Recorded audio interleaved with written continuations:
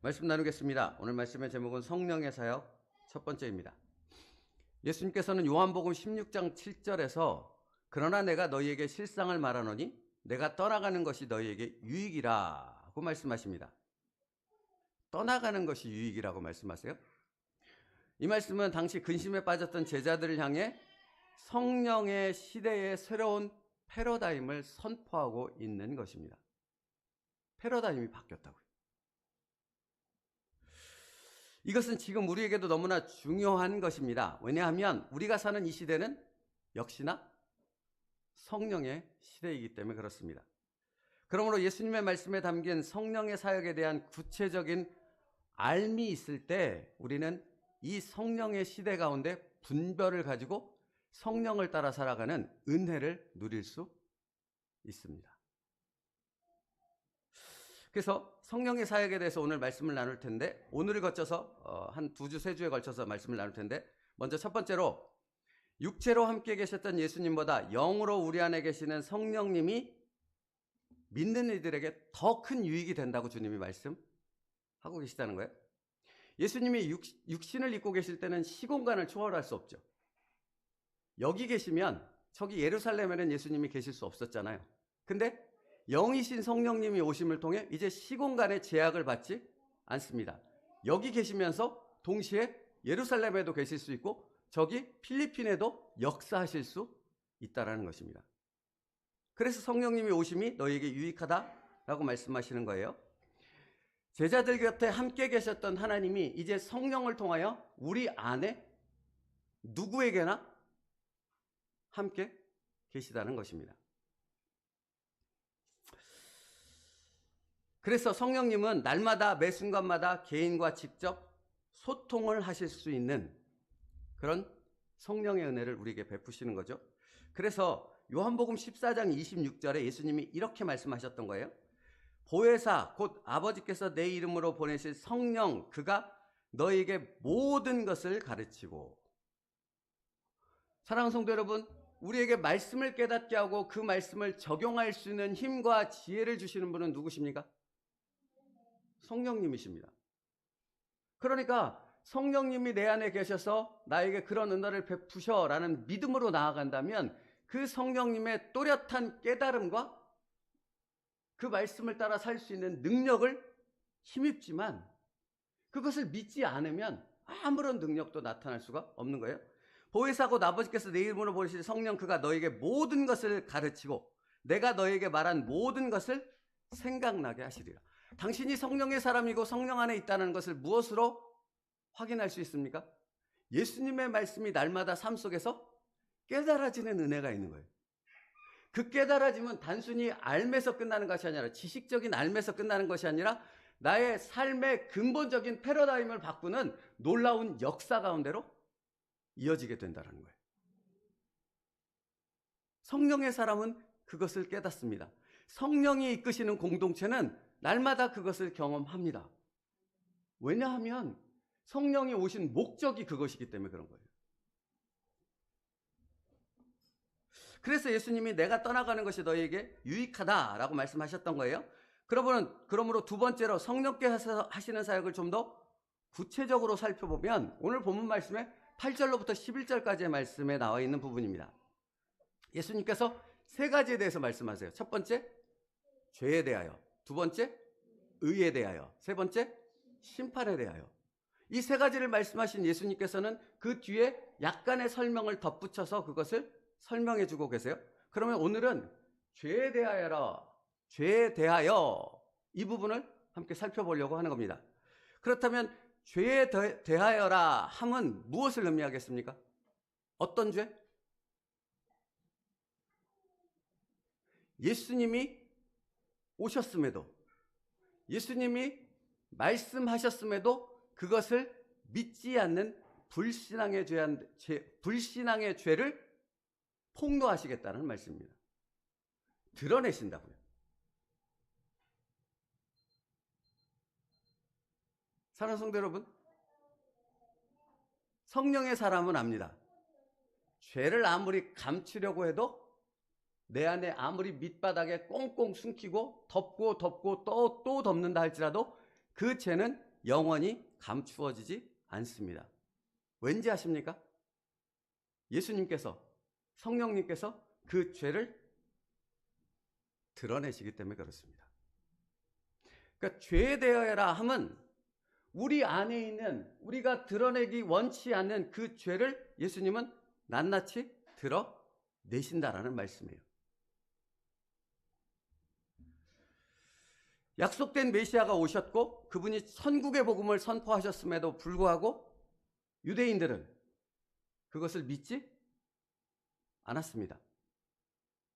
예수님은 그들의 그 불신앙과 믿지 않았던 부분을 완전히 드러내신다라고 말씀하고 있는 거예요.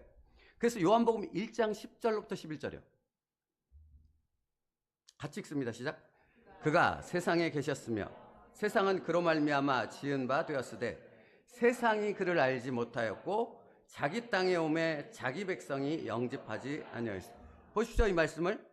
그가 세상에 계셨고 세상은 그로 말미암아 지은 바 되었으되 세상은, 사람들은 그분을 거부했다고요. 거절했다고요. 믿지 않았다고요. 근데 그 다음 구절이, 이어지는 구절이 뭡니까? 자기 땅에 오매 자기 백성이 영접지 아니하였으니.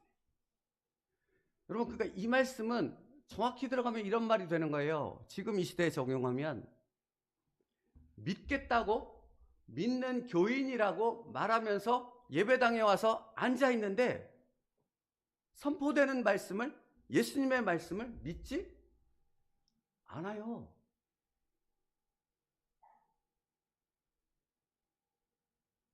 루아야, 신기하지 않냐? 신기한 일 아닙니까? 하나님의 자녀입니다. 그래서 예배드리러 나온 것 아닙니까? 뭘 하러 나온 겁니까, 여기? 저 보러 나왔습니까? 제 머리 벗겨진 거 보러 나오셨어요? 한 올 더 빠졌나 보시려고. 아니잖아요. 말씀 듣기 위해서 나온 거잖아요. 누구의 말씀? 하나님의 말씀. 그러면 생각해 봅시다. 하나님의 말씀을 듣기 위해서 나왔는데 하나님께서 말씀하시는데 그 말씀을 안 믿어버리면 이게 도대체 뭐냐고요. 근데 그런다라는 거예요. 근데 여기서 더 중요한 건 예수님은 그것을 드러내신다고요. 여기 내가 속으로 안 믿어, 믿기 싫어, 이렇게 마음을 가지고 있는 것을 예수님은 드러내신다고요. 죄에 대하여라 함은 지금도 예수님의 증인들을 통해, 하나님의 종들을 통해 영생에 이르는 복음이 선포되고 있음에도 어떤 이들은 자신의 완고함에 갇혀서 믿지 않습니다. 끊임없이 무엇하는지 아십니까? 믿지 않는 것에 대한 자기의 행동을 스스로 합리화하기 위한 핑계거리를 만든다는 겁니다. 이게 제가 참 아이러니하게 생각해서, 아니 말씀 들으러 왔는데 말씀을 안 믿어요. 그러면서 스스로 마음속에서 뭘 하느냐면, 내가 왜 안 믿냐면, 내가 왜 순종하지 않냐면 그걸 만들기에 바빠요. 근데 이게 되게 단순하게 얘기하면 이런 것 아닙니까? 뭐 해버리면 끝나요? 뭐 해버리면 끝나요? 뭐 해버리면 스스로 뭘 안 믿는 이유라든가 핑계거리 찾지 않아도 돼요. 믿어버리면 끝나는 거잖아요. 아니, 너무나 당연한 말씀 아닙니까? 그래서 사실은 성경은 이렇게 말해요. 믿어봐. 믿으면 그 믿음의 실체를 너에게 경험하게 할 것이야. 그러니까 성경의 답은 늘 똑같다고요. 나에게 설명해봐. 저에게, 예수님을 향해 우리에게 표적을 보여주십시오. 그랬더니 예수님 뭐라 그래요? 요나의 표적밖에 보여줄 게 없어. 너희들에게 어떤 표적을 보여줘도 너희들은 안 믿어. 여기서 해답은 무엇뿐이야? 믿어봐. 믿으면 거기서부터 모든 것이 시작된다. 그러면 무엇을 믿냐고요? 내가 내일 부자 될 거, 내가 내일 로또 사면 로또 당첨될 걸 믿으십니까? 내가 내일 주식을 사면 그 주식이 폭등해서 100배나 뛰어갖고 100만 원이 100배가 되면 얼마가 됩니까? 저희 계산에 약해서. 막 그렇게 되는 것을 믿으십니까? 아니지 않습니까? 오늘 내게 주시는, 나를 바꾸시는 생명의 그 말씀을 믿는 것. 그것을 통해서 우리는 무엇을 경험합니까? 내가 바뀌는 것을 경험한다고요. 그게 초점이라고요. 내가 바뀌는 것. 내 삶이 바뀌고 성공하게 되고 뭐가 잘 되고 뭐가 바뀌고 문제가 해결되고 이거는 두 번째이고 가장 중요한 첫 번째의 목적은 말씀을 통해 그 말씀을 믿음으로 받을 때 내가 바뀐다고요. 내가. 지독히 안 바뀌던 내가 바뀌는 것을 그 놀라운 은혜를 내가 경험한다고요. 그러니 증인이 될 수밖에 없는 거죠.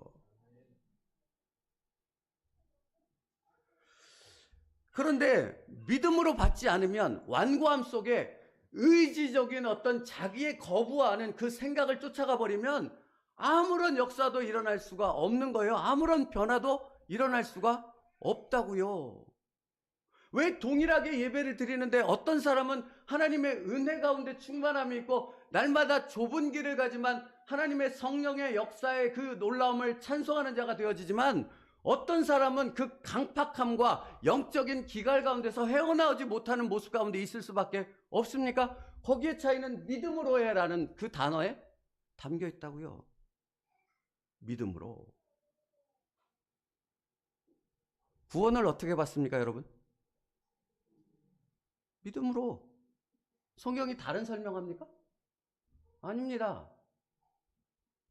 예수 그리스도를 믿음으로 너와 내 집이 구원을 얻으리라. 그래서 자신의 완고함 속에 의지적인 거부를 선포하는 자들은 끊임없이 스스로에게 핑곗거리를 찾는다고요. 그들을 향해 주님은 이렇게 말씀하세요. 요한복음 15장 22절. 15장 22절. 같이 읽습니다. 시작. 내가 와서 그들에게 말하지 아니하였더라면 죄가 없으려니와. 지금은 뭐 할 수 없다고요? 핑계할 수 없다고요. 어떤 핑계와 어떤 구실을 갖다 대도 예수 그리스도께서 이루신 구원 사역, 너를 위해 그 복음의 은혜를 선포해서 너를 구원하시고자 하셨던 그 예수님의 초청을 부인할 수 있는 어떤 핑계거리도 없다고요. 하나 더요. 요한복음 15장 24절. 같이 읽습니다. 시작. 내가 아무도 못한 일을 그들 중에서 하지 아니하였더라면 그들에게 죄가 없으려니와. 지금은 그들이 나와 내 아버지를 보았고. 사랑하는 성도 여러분, 왜 불순종하며 왜 의지적인 거부로 말씀에 대적하는 줄 아십니까? 싫어요. 미운 거예요. 근데 사실은 왜 싫어? 왜 미워? 왜 순종하지 않아? 왜 안 듣는 거야? 라고 물으면 이유가 없어요. 근본적인 이유가 그냥 안에서부터 나오는 어떤 싫음, 미움, 그것을 따라가요. 근데 그렇게 따라가면 어떻게까지 간다고요? 예수님을 죽이는 일까지 한다고요. 주저없이. 그러므로 사랑하는 성도 여러분, 다시 말씀드립니다. 그렇게 밑에서부터 미웃고 싫고 다 싫어 이렇게 되어지는 그 마음이 떠오르는 이것을 없앨 수 있는 방법은 뭐밖에 없어요? 믿음으로밖에 없어요. 말씀을 믿으면 그게 사라져요. 이게 놀라운 거예요. 다른 방법이 아니라고요. 당신이 이성적으로, 상식적으로, 논리적으로 납득이 될 수 있는 합리적인 설명으로 당신을 바꾸지 못한다고요. 여러분, 빅뱅이 틀렸습니까? 맞았습니까? 모르십니까? 제가 빅뱅에 대한 부분을 논리적으로 여러분한테 설명하면 여러분이 논리적으로 그것을 받아들여서 할렐루야 아멘 하나님이 창조하셨네 그렇게 갈 것 같습니까? 그럴 능력도 없지만 그럴 수 없습니다. 근데 믿음으로 태초에 하나님이 천지를 창조하시니라 이것을 받으면 그 빅뱅이 거짓이라는 것이 명확해진다는 것입니다. 여러분 보십시오. 내가 아무도 못한 일을 그들 중에 하지 아니하였더라면, 그러니까 예수님의 그 말씀의 초점은 오직 십자가에 달려있죠. 그러니까 성령의 사역의 초점은 여러분에게 다른 것을 가리키지 않아요. 십자가 사역의 그 대속의 은혜가 내 삶 속에 적용되어지는 놀라운 말씀이라는 것을 믿음으로 받게 하는데 성령의 사역에 초점이 맞춰져 있다고요.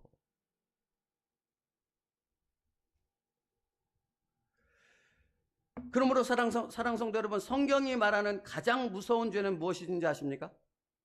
예수님의 십자가를,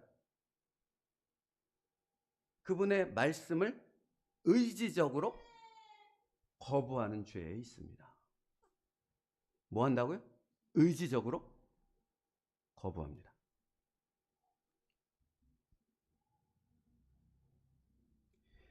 예수님의 말씀이 그래요. 요한복음 1장부터 빛이 오기 전에는 어두움 가운데 있으니까 그 어두움에 대한 죄를 묻지 않는다고 말씀하세요. 그런데 빛이 오셨죠. 빛이었죠. 누구에게? 나에게. 그러므로 그 빛을 거부한 것에 대한 죄를 묻겠다 하시는 겁니다.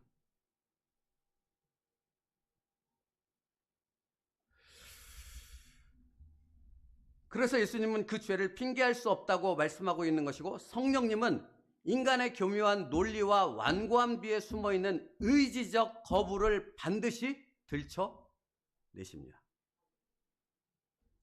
사실은 믿음의 사람은 성령님께서 완고함과 의지적 거부를 드러내신다 하실 때 할렐루야가 되어집니다.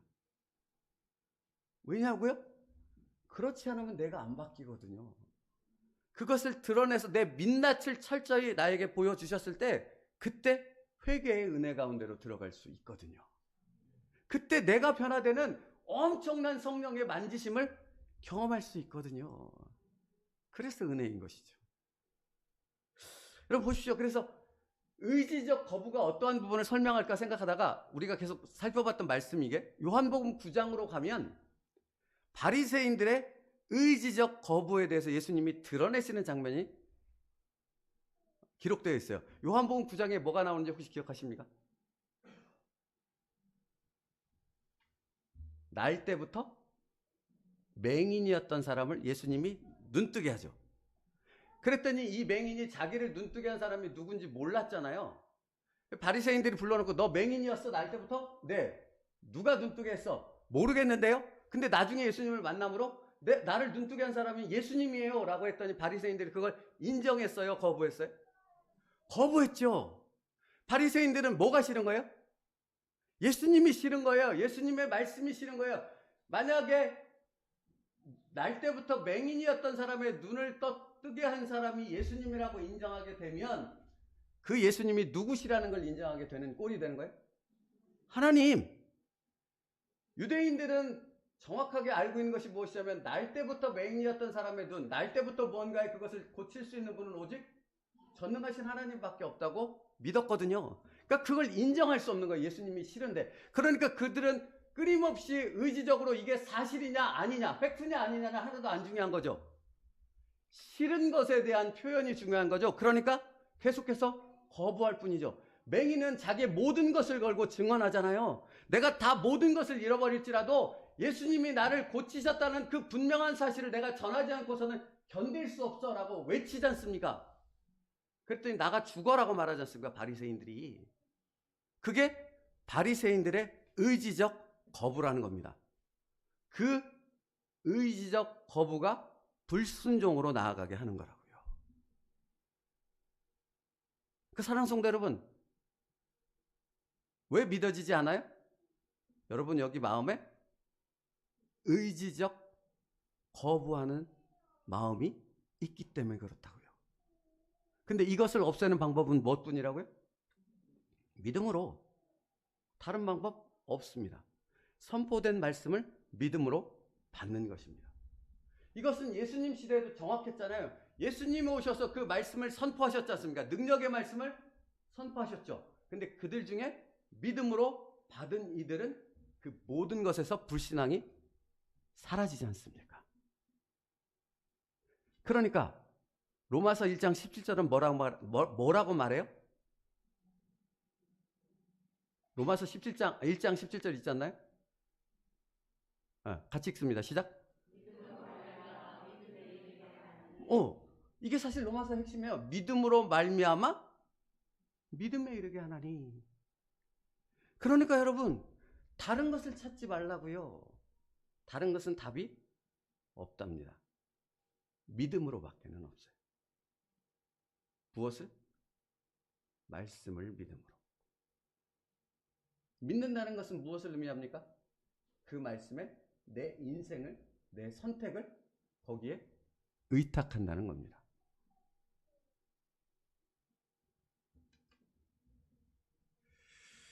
여러분 바리새인들을 보시라고요. 끊임없이 의지적으로 예수님을 거부하고 싶으니까 끊임없이 그 거부할 수밖에 없는 이유를 맹인에게서 찾아내려고 애쓰잖아요. 부모에게서 찾아내려고 애쓰잖아요. 사랑하는 성도 여러분, 지금은 성령의 시대입니다. 교회 공동체를 이끄시는 분은 성령 하나님이십니다.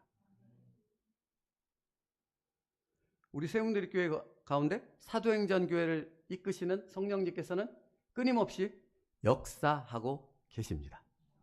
근데 그 역사의 초점이 어디에 맞춰져 있는지 아십니까?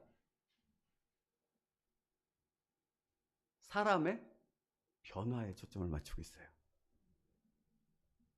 네? 우리 공동체의 역사하시는 성령님은 어디에 초점을 맞추고 있는가? 여러분 한 사람 한 사람을 말씀 안에서 변화시키는 부분에 초점을 맞추고 있다고요. 그런데 어떤 사람은 완고함 속에 의지적 거부를 바리새인처럼 선언하고 있고, 어떤 사람은 그것을 내려놓고 믿음으로 그 성령의 말씀 앞에, 깨닫는 말씀 앞에 굴복하였을 때 성령께서 그의 삶 자체를, 그의 성품 자체를 변화시키는 엄청난 은혜 가운데로 그를 이끌어가고 계시다는 사실입니다. 보시지 않습니까?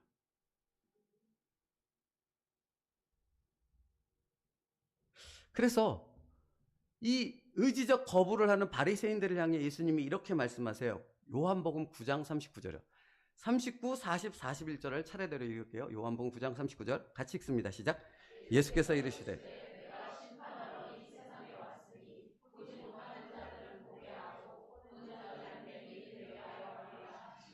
바리새인 중에 어떤 자들이 이 말씀을 듣고 우리도 맹인인가? 예수께서 이르시되 너희가 맹인이 되었더라면 죄가 없으려니와 본다고 하니 너희 죄가 그대로 있느니라. 여러분 이 말씀에는 굉장히 심오한 의미를 담고 있잖아요. 보는 자들은 맹인이 되게 하려 함이라 라고 말씀하십니다.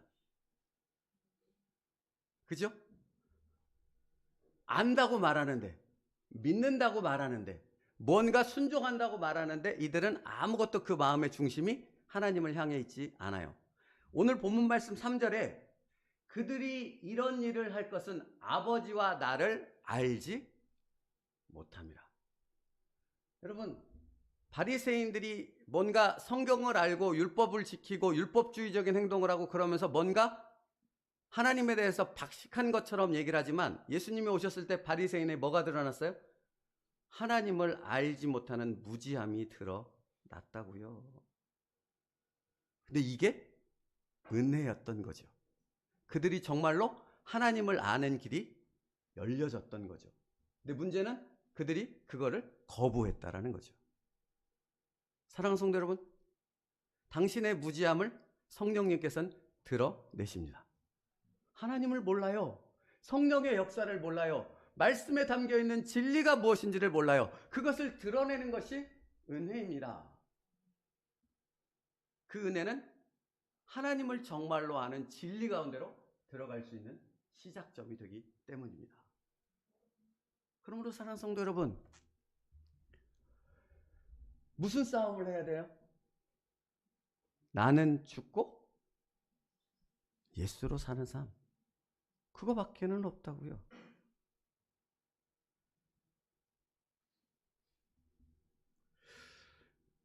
지금 읽은 요한복음 9장 39절부터 41절까지의 말씀, 예수께서 이르시되 너희가 맹인이 되었더라면 죄가 없으려니와 본다고 하니 너희 죄가 그대로 있느니라 라는 말씀은 뭐냐면, 예수님을 거부하는, 하나님을 알기를 거부하는 그 길을 너희들 스스로 선택했다라는 것을 말하고 있는 거예요. 왜 하나님을 알지 못해요? 왜 바리새인들이 왜 하나님을 그렇게 성경을 달달달 외고 금식을 3번씩이나 하고 하루 3번씩 기도하는 그 엄청난 삶을 살았음에도 하나님을 몰라요? 하나님을 알기를 스스로 거부했기 때문입니다. 이건 똑같습니다. 지금도. 왜 하나님을 몰라요? 하나님의 방법으로 하나님을 아는 것을 거부하고 있기 때문에. 아니 근데 이게 제가 늘 생각하는 부분인데, 여러분 하나님은 누구세요? 너무 이렇게 방대하죠. 하나님은 우리가 알 수 있는 분이에요? 아니에요? 이걸 묻는 거예요. 하나님은 우리가 알 수 있는 분이에요? 모를 뿐이에요. 우리는 하나님을 알 수 없어요, 스스로. 성경도 그렇게 말해요. 그럼 하나님을 아는 방법은 어디에 있습니까? 계시라는 부분에 있다고요. 계시. 계시가 뭐예요? 계시의 의미가 뭐예요? 제가 오늘 이렇게 턱을 지네 자꾸. 계시가 뭐예요? 하나님께서 나를 보여주시는 것이 계시예요. 하나님이 하나님 스스로를 알려주시는 게 계시라고요. 그게 성경 말씀이잖아요. 그러니까 하나님을 알 수 있는 방법은 계시밖에 없다고요. 그런데 여러분은 그 계시라는 것을 통해 하나님을 알려 하지 않고 내가 내 스스로 내가 아는 내 수준에서 하나님을 알려고 하기 때문에 하나님을 모를 수밖에 없다고요. 나를 놓지 않으면 하나님을 알 수가 없지요. 내 고집과 완고함을 포기하지 않고서는 성령의 역사를 경험할 수 없지요. 그러니 먼저 무엇부터 이루어지냐고요? 내 완고함과 고집스러움, 나의 의지적 거부를 드러내고 부수는 데서부터 성령의 역사가 시작되는 것입니다. 그러니 괴롭지요. 괴로운 것이 은혜입니다. 괴롭지 않고서는 안 바뀌어요. 여러분, 이건 상식적인 수준에도 마찬가지 아닙니까? 공부하는 학생이 책상에 앉아서 공부를 하는 그 괴로움의 시간을 갖지 않고서 공부 잘할 수 있어요? 안 해보셨어요, 공부? 그럴 수 없지 않습니까? 직장인이 직장에서 열심히 피땀 흘려서 노력하지 않고 일하지 않고서 돈을 받을 수 있습니까? 없지 않습니까?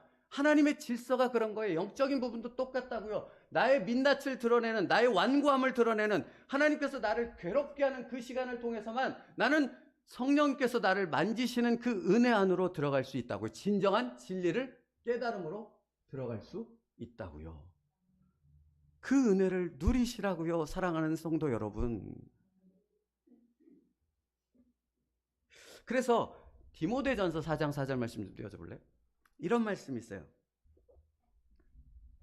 디모데전서 4장 4절 같이 읽습니다. 시작. 하나님께서 지으신 모든 것이 선함에 감사함으로 받으며 버릴 것. 사랑하는 성도 여러분, 하나님께서 지으신 모든 것입니다. 그러니까 내 삶에 내가 경험하고 느끼는 그 오감으로 느끼는 그 모든 것은 다 하나님 안에서 선합니다. 아멘이십니까? 그 모든 것을 내가 감사함으로 받잖아요. 그러면 아무리 괴로워도 거기에 찬송의 은혜로 충만하게 되어진다고요. 그러면 하물며요. 이 그냥 하찮게 띄어지는 이 산소를 내 호흡으로 받아들이는 것조차도 감사함으로 받을 수 있는 엄청난 것이라면 살아계신 하나님이 내게 말씀하시는 그 말씀을 아멘으로 믿음으로 받으면 도대체 얼마나 엄청난 성령의 역사가 내 삶에 일어나겠느냐는 것입니다. 이게 말해 못해요, 정말. 무슨 말이 더 필요하겠습니까? 아멘으로 받으십시오.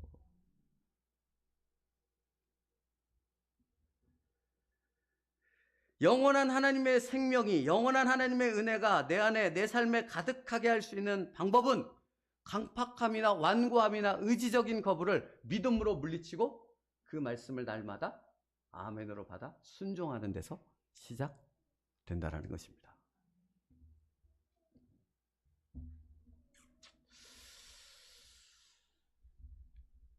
오늘 본문 말씀에 죄에 대하여라 함은 그들이 나를 믿지 아니하며 잖아요.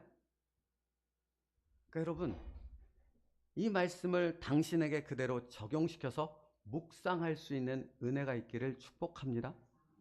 그러니까 뭘 거부하고 있는가, 어떤 완고함과 강팍함이 지금 이 말씀을, 주님이 내게 주시는 그 말씀을, 성령께서 깨닫게 하시는 그 말씀을 거절하는 일을 만들어내고 있는가 하는 부분을 성령께서 당신에게 깨닫게 하신다고요. 그것을 보시라고요.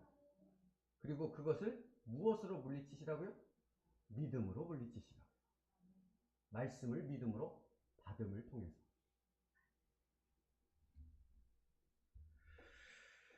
바로 이것이 성령님의 첫 번째 사역이라는 겁니다. 뭐를 깨닫게 해요? 죄를 깨닫게 해요. 그래서 나의 완고함과 의지적 거부의 원인이 어디 있는가를 드러내신다고요. 그 괴로움 속에서 성령님을 나를 변화시키는 놀라운 성령의 역사 가운데로 나를 이끌고 가신다라는 사실입니다. 이번 한 주간 여러분에게 드리고 싶은 말씀은 한 주간 성령님께서 여러분의 삶 가운데서, 직장에서, 가정에서 여러분에게 그 의지적 거부가 무엇인가를 드러내실 것입니다. 믿으십니까? 그러면 그때 나의 반응은 무엇입니까? 그것을 직면하시라고요. 회피하지 말고. 그것이 무엇인가, 그것이 어떻게 내 삶 가운데 반복되고 있는가를 보시라고요. 그리고 그것을 보여주신 성령님께 나를 믿음으로 의탁할 때 그런 나를 바꾸시는 성령의 역사를 나의 삶 속에서 경험하게 되어질 줄 믿습니다. 이 은혜를 누릴 수 있는 여러분 되기를 원합니다. 나는 나를 바꿀 수 없다고요. 여러분, 사람들이 말하지 않습니까? 사람이 바뀌어요, 안 바뀌어요? 안 바뀌어요. 내가 나를 보면 알지 않습니까? 저 같은 사람은 죽어도 안 바뀌어요. 근데 누구는 바꿀 수 있어요? 성령님은 바꾸실 수 있다고요. 근데 성령님이 어떻게 나를 바꾸시는가 하는 부분으로 들어가야 한다고요. 성령님께 믿음으로 반응할 때 성령님은 나를 바꾸실 수 있어요. 믿음이 아니고서는 성령님이 나를 바꾸시지 않아요. 그러니까 이번 한 주간 모든 말씀에 믿음으로 아멘 하십시오. 믿음으로 나의 삶을 의탁하십시오. 그러면 나를 바꾸시는 그 성령님의 놀라운 손길을 바로 당신이 경험하게 되어질 줄 믿습니다. 기도하겠습니다. 살아계신 하나님, 오늘이 은혜의 때임을 믿습니다. 나의 완고함과 의지적 거부가 무엇인가를 드러내시는 그 성령님께서 나를 괴롭게 하시는 그 시간이 은혜의 시작이요, 나의 변화의 시작인 줄 믿사오니 나에게 선포되어지는 그 모든 말씀에 아멘으로 믿음으로 화답하게 하여 주시옵고, 그 말씀 앞에 내 인생을, 내 선택을 의탁함을 통해서 나를 바꾸시는 그 성령님을 경험하는 이번 한 주간의 놀라운 삶이 되어지게 하여 주시옵소서. 예수님의 이름으로 기도 올리옵나이다. 아멘.